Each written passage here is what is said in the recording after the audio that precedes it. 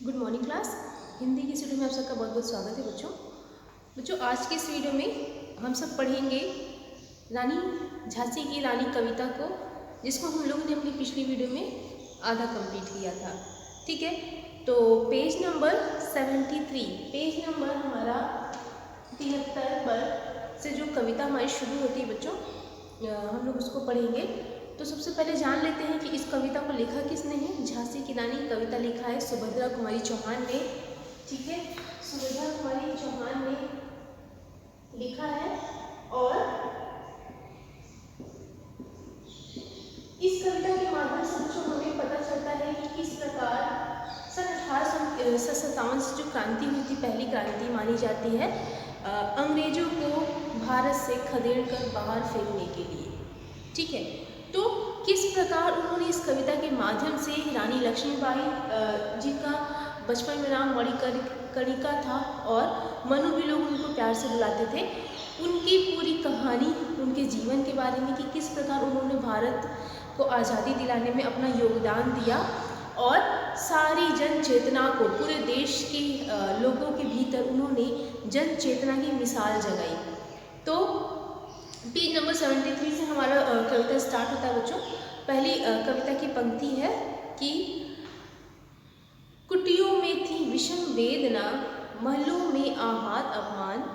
वीर सैनिकों के मन में था अपने पुरखों का अभिमान, नाना धुंधु पंत पेशवा जुटा रहा था सब सामान, बहिन छबीली ने रणचंडी का कर दिया था प्रकट अमान, हुआ यज्ञ प्रारंभ उन्हें तो सोई ज्योति जगानी थी, बुंदेले हर बोलो के मुँह हमने सुनी कहानी थी, खूब लड़ी मर्दानी वो तो झांसी वाली रानी थी। कविता में हम लोगों ने सबसे पहले देखा था बच्चों कि किस प्रकार रानी लक्ष्मीबाई का उनके बचपन का वर्णन किया गया है कि उन्हें बर्छी, ढाल, कृपाण और नकली युद्ध खेलना, ये सारे उनके प्रिय खिलवाड़ हुआ करते थे। और उन्होंने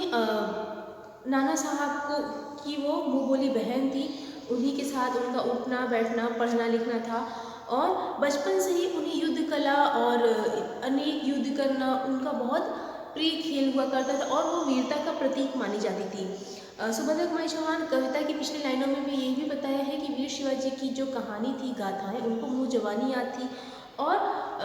युद्ध के साथ साथ उनकी पूजा पाठ में भी आस्था हुआ करती थी। और फिर धीरे धीरे धीरे उनका फिर विवाह होता है। जब वो बड़ी होती हैं, उनका विवाह होता है गंगाधर राव के साथ, जो कि झांसी के राजा थे। जब वो झांसी आती है तो तुरंत तो झांसी बहुत खुश होती है, झांसी में हर्षोल्लास मनाया जाता है। लेकिन किसी को नहीं पता था कि बहुत विकट संकट आने वाला है, यानी अचानक से राजा गंगाधर राव की मृत्यु हो जाती है और रानी झांसी बिल्कुल उदास और वीरान हो जाती है। उसके बाद धीरे धीरे जो होते हैं डलहौजी, अंग्रेज़ों के जो और भी लीडर्स होते हैं, वो क्या करते हैं, झांसी पर कब्जा करने की सोचते हैं। फिर हम लोगों ने देखा था बच्चों कि उसके बाद फिर आता है, पहले आता है वाटर, ठीक है, फिर आता है, उसके बाद आता है डलहौजी आता है। फिर वो झांसी पे क्या करता है, अपना कब्जा करने की सोचता है। धीरे धीरे धीरे सारे अंग्रेज़ों ने कैसे दिल्ली और सब जगह कब्जा कर लिया था।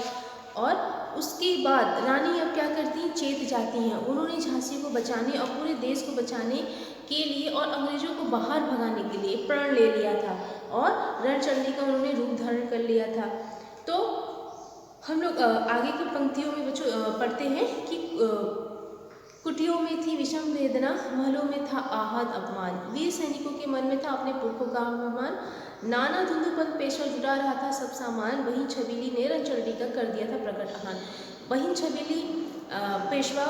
नाना धुंधुपंत की ये बहन थी, इसीलिए बोला जा रहा है बहिन छबीली। छबीली भी नाम उनका था बचपन में, मनु, छबीली, मणिकर्णिका, ये सारे उनके नाम हुआ करते थे। तो अब वो क्या कर रही हैं, लक्ष्मीबाई एकदम चेत गई हैं, पूरी तरीके से एकदम चेतना में आ गई हैं, गुस्से में आ गई हैं कि अब वो नहीं रुकेंगी, किसी भी तरह अंग्रेजों से अपने देश को बचाएंगी। ठीक है, कुटियों में थी विषम वेदना। कुटियों में विषम वेदना का अर्थ यहाँ ये होता है बच्चों कि जो गरीब तबके के लोग हुआ करते थे, कुटियों में भी विषम वेदना, वहाँ पे भी लोगों के अंदर जागरूकता आ गई थी। और महलों में भी था आहत अपमान, जो राजा महाराजा हुआ करते थे महल में रहने वाले, वो भी अब चेत गए थे, यानी जो अमीर और गरीब दोनों लोग अब चेतना आ गई थी दोनों के भीतर। और वीर सैनिकों के मन में था अपने पुरखों का अभिमान। जो वीर सैनिक हुआ करते थे उस जमाने में, भारतीय जो सैनिक हुआ करते थे, उनके मन में भी अभिमान था, एकदम चेतना आ गई थी क्योंकि सब जागरूक हो गए थे। ठीक है, नाना धुंधु पंत जो थे उनके भाई, वो युद्ध के लिए सारे औजार जुटा रहे थे और अब रानी लक्ष्मीबाई भी पूरी तरीके से तैयार हो गई हैं। हुआ यज्ञ प्रारंभ, उन्हें तो सोई ज्योति जगानी थी। अब जब युद्ध का प्रारंभ हुआ तो जो बचे कुचे लोग थे उनके अंदर भी ज्योति जगानी थी, यानी चेतना जगानी थी। तो कविता की इन पंक्ति में सुभद्रा कुमारी चौहान ये कहती हैं कि अब सारी जनता जागरूक हो चुकी है, वीर सैनिक देश के अब एकदम पूरी तरीके से जागरूक हो चुके हैं और पेशवा नाना धुंधु पंत वो युद्ध के लिए तरह तरीके के हथियार और औजार इकट्ठा कर रहे हैं और रानी लक्ष्मीबाई भी अब पूरी तरीके से तैयार हो चुकी हैं देश को अंग्रेजों से बचाने के लिए। ठीक है, इसके बाद की हमारी अगली पंक्ति है बच्चों, महलों ने दी आग, झोपड़ी ने ज्वाला सुलगाई थी, यह स्वतंत्रता की चिंगारी अंतरम से आई थी, झांसी चेती दिल्ली चेती लखनऊ लपेटे छाई थी, मेरठ कानपुर पटना ने भी भारी धूम मचाई थी, जबलपुर कोल्हापुर में भी कुछ हलचल उकसानी थी, बुंदेले हर बोलो के मुँह हमने सुनी कहानी थी, खूब लड़ी मर्दानी वो तो झांसी वाली रानी थी। कविता की इन पंक्तियों में सुभद्रा कुमारी चौहान ये कहती हैं कि महलों ने दी आग और झोपड़ी ने ज्वाला सुलगाई थी, मतलब महल में जो लोग राजा नवाब रहते थे उन्होंने भी युद्ध में अपना पूरा योगदान दिया अंग्रेजों से भिड़ने में, अंग्रेजों से लड़ने में, और झोपड़ी में यानी जो गरीब तबके के लोग हुआ करते थे उन्होंने भी अपना पूरा योगदान दिया देश को बचाने के लिए, यानी लक्ष्मीबाई का दोनों लोग ने योगदान दिया अपना। यह स्वतंत्रता की चिंगारी अंतरम से आई थी, स्वतंत्रता की जो भावना थी लोगों के भीतर, यानी महलों में रहने वालों के लिए भी और जो गरीब जनता भी थी उनके भीतर, ये जो स्वतंत्रता की भावना थी उनके भीतर से आई थी। झांसी चेत गई थी, झांसी चेती दिल्ली चेती, यानी झांसी का जो राज झांसी भी चेत गई थी, दिल्ली भी चेत गई थी, लखनऊ लपटे छाई थी, लखनऊ पे भी लोग धीरे धीरे अब चेतना की स्थिति में आ रहे थे, यानी स्वतंत्रता से कैसे हमें आज़ाद होना है। मेरठ कानपुर पटना ने भी भारी धूम मचाई थी, मतलब ये सारे जगहों के नाम हैं, कानपुर मेरठ और पटना में भी अब लोग धूम मचा रहे थे, यानी युद्ध के लिए तत्पर थे और अपने अपने स्तर पर युद्ध स्टार्ट भी कर दिए थे, यानी अंग्रेजों का वो लोग विरोध करना शुरू कर दिए थे। पहले क्या था कि लोग उनकी बात मानते थे, लेकिन अब क्या करने लगे, उनका विरोध करने लगे। जबलपुर कोल्हापुर में भी कुछ हलचल उकसानी थी। अब इन दोनों जो जगहों के नाम दिए हैं जबलपुर और कोल्हापुर, उसमें अभी कुछ हलचल अभी उकसाना है, यानी अभी पूरी तरीके से लोग जागरूक नहीं हैं, उनको भी अभी चेतना में लानी यानी उकसाना है। ठीक है, और ये कहानी हमें बुंदेले हर बोलो के मुँह से सुननी पड़ती है। ठीक है, इसके बाद हमारी कविता की अगली पंक्ति है, इस स्वतंत्रता महायज्ञ में कई वीरवर आए काम, नाना धुंधु पंत तात्या चतुर अजीज मुल्ला सरनाम, अहमद शाह मौलवी ठाकुर कुंवर सिंह सैनिक अभिराम, भारत के इतिहास गगन में अमर रहेंगे जिनके नाम, लेकिन आज जुर्म कहलाती उनकी जो कुर्बानी थी, बुंदेले हर बोलो के मुँह हमने सुनी कहानी थी, खूब लड़ी मर्दानी वो तो झांसी वाली रानी थी। कविता की इन पंक्ति में सुभद्रा कुमारी चौहान ये कहती हैं कि इस स्वतंत्रता के लड़ाई में कई महापुरुषों ने अपना योगदान दिया, जिसमें उनका नाम है जैसे नाना धुंधु पंत है, तात्या तोपे हैं, अजीज मुल्ला हैं, ठाकुर कुंवर सिंह शाह मौलवी, और बहुत इनके नाम अब इतिहास में हमेशा याद किए जाएंगे, उनकी कुर्बानी को हमेशा इतिहास में याद किया जाएगा। ठीक है, इसके बाद जो हमारी अगली कविता की पंक्ति है, इनकी गाथा छोड़ चले हम झांसी के मैदानों में, जहाँ खड़ी है लक्ष्मीबाई मर्द बनी मैदानों में, लेफ्टिनेंट वॉकर आ पहुँचा आगे बढ़ा जवानों में, रानी ने तलवार खींच ली हुआ द्वंद आसमानों में, जख्मी होकर वाकर भागा उसे अजब हैरानी थी, बुंदेले हरे बोलो के मुँह हमने सुनी कहानी थी,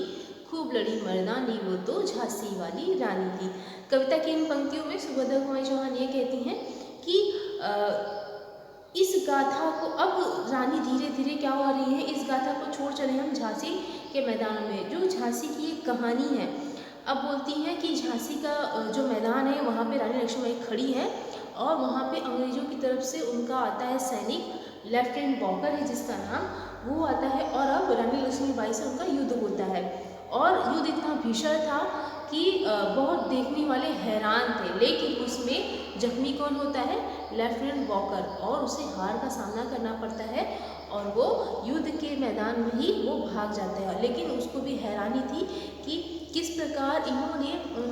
एक मर्दों की भांति उससे युद्ध किया। उनकी वीरता को देखकर, रानी लक्ष्मीबाई की वीरता को देखकर लेफ्टिनेंट वॉकर भी हैरान हुआ था। ठीक है, कविता की जो हमारी अगली पंक्ति है, रानी बड़ी काल्पी आई, कर 100 मील निरंतर पार, घोड़ा थक कर गिरा भूमि पर, गया स्वर्ग तत्काल सिधार, यमुना तट पर अंग्रेजों ने फिर खाई रानी से हार, विजयी रानी आगे चल दी, किया ग्वालियर पर अधिकार, अंग्रेजों के मित्र सिंधिया ने छोड़ी राजधानी थी, बुंदेले हर बोलो के मुँह हमने सुनी कहानी थी, खूब लड़ी मर्दानी वो तो झांसी वाली रानी थी। कविता की इन पंक्ति में कवित्री ये कह रही हैं कि अब रानी लेफ्टिनेंट वॉकर को हराकर काल्पी आती हैं 100 मील निरंतर पार करके। 100 मील वो लगातार चलती हैं और वो काल्पी आती हैं, लेकिन उनका घोड़ा अब थक कर गिर जाता है और तत्काल मतलब तुरंत वो स्वर्ग सिधार जाता है, यानी वो मृत्यु को प्राप्त हो जाता है। ठीक है, विजयी रानी यमुना तट के किनारे यानी यमुना नदी के किनारे फिर एक बार अंग्रेजों से उनका सामना करना पड़ता है और विजयी होती है रानी और किया ग्वाली पर अधिकार, और अंग्रेज उनसे हार का सामना करके वो चले जाते हैं। फिर से एक बार यमुना युद्ध पे लड़ाई होता है और रानी आगे बढ़ती हैं और ग्वालियर पे पूरी तरीके से अपना अधिकार जमा लेती हैं। अंग्रेजों के एक मित्र होते हैं सिंधिया, वो सारा दृश्य देख के वो क्या करते हैं, अपनी राजधानी छोड़कर चले जाते हैं, क्योंकि वो अंग्रेजों के मित्र हुआ करते थे और देख लेते कि अंग्रेज लगातार हार रहे हैं, तो वो अपनी राजधानी छोड़ देता है और चला जाता है दूसरी जगह। और बुंदेले हर बोलो के मुँह हमने सुनी कहानी थी, खूब लड़ी मर्दानी वो तो झांसी वाली रानी थी। ये पूरी कहानी हमें बुंदेले हर बोलो के मुँह से सुनने को मिलती है। कविता की अगली पंक्ति बच्चों, विजय मिली पर अंग्रेजों ने फिर सेना घिर आई थी, अब के जनरल स्मिथ सम्मुख था, उसने मुंह की खाई थी, काना और मंदरा सखिया रानी के संग आई थी, युद्ध के क्षेत्र में उन दोनों ने भारी मार मचाई थी, पर पीछे यूरोज आ गया, हाय घिरी अब रानी थी, बुंदेले हर बोलो के मुँह हमने सुनी कहानी थी, खूब लड़ी मर्दानी वो तो झांसी वाली रानी थी। कविता की पंक्ति में सुभद्रा कुमारी चौहान ये कहती हैं कि अब की बार अंग्रेजों की तरफ से कौन आता है, जनरल स्मिथ उनके सामने आता है उनसे युद्ध करने के लिए, और फिर से अंग्रेजों ने की सेना से एक बार वो घिर जाती हैं, लेकिन इस बार रानी अकेले नहीं है, उनके साथ उनकी 2 सहेलियां हैं, काना और मंदरा। ठीक है, और काना और मंदरा ने भी युद्ध में बहुत अच्छी भूमिका निभाई थी और युद्ध बहुत अच्छे कुशलता के साथ उन्होंने पूर्ण किया था। पीछे यूरोज आ गया, अब लेकिन क्या होता है कि अचानक से पीछे से यूरोज आ जाता है, उसी दौरान अब रानी घिर जाती हैं, यानी पूरी तरीके से घिर जाती हैं और थोड़ी सी असहाय हो जाती हैं। बुंदेले हर बोलो के मुँह हमने सुनी कहानी थी,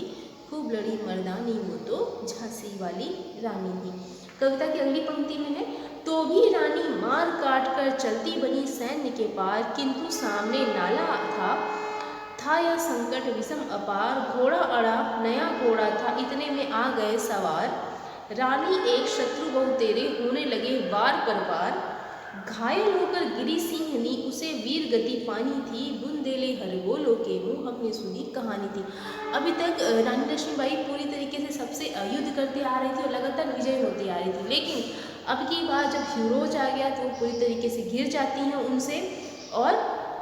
सुभद्रा कुमारी चौहान ये कहती हैं कि मार काट कर चलती बनी सैन्य के पार, सेना को मार काट के तभी वो आगे की तरफ बढ़ रही थी, लेकिन अचानक से एक सामने नाला आता है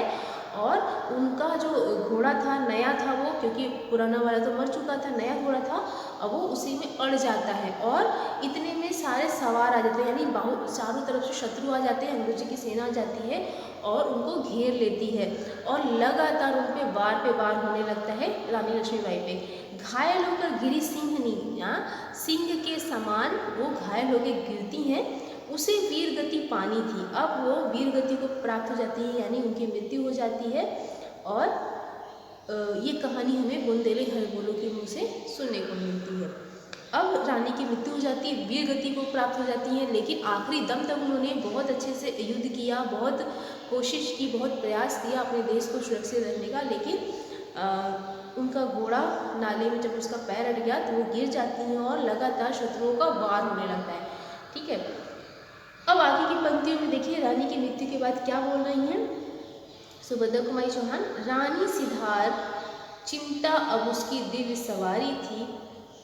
रानी सिद्धार चिता अब उसकी दिव्य सवारी थी, मिला तेज से तेज, तेज की वह सच्ची अधिकारी थी, अभी उम्र कुल 23 की थी, मनुज नहीं अवतारी थी, हमको जीवित करने आई वह स्वतंत्रता नारी थी, दिखा गई पथ सिखा गई हमको जो सीख सिखानी थी, बुंदेले हरिबोलो के मुँह हमने सुनी कहानी थी, खूब लड़ी मर्दानी वो तो झांसी वाली रानी।